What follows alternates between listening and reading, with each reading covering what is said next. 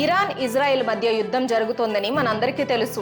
కానీ తెర వెనుక నుండి ఈ మొత్తం ఆటను నడిపిస్తున్న అసలు సూత్రధారి సౌదీ అరేబియా అని మీకు తెలుసా?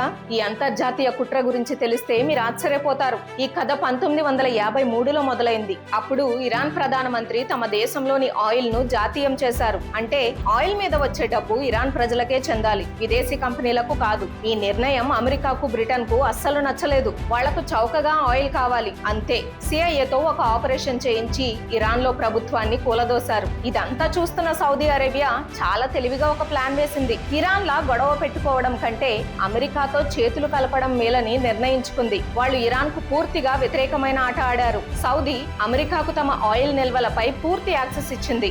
దానికి బదులుగా ఒక డీల్ కుదుర్చుకుంది.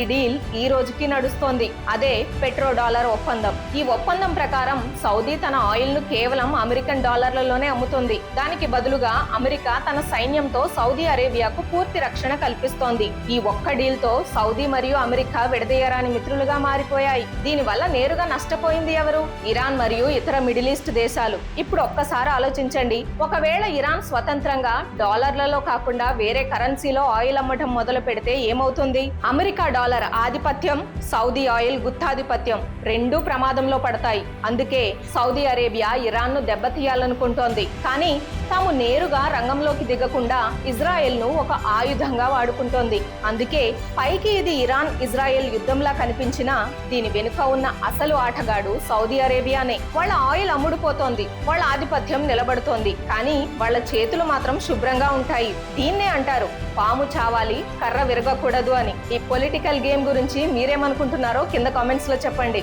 ఈ విషయం గురించి ఇంకా క్లియర్ గా తెలుసుకోవాలి అంటే ఫుల్ వీడియో చూడండి.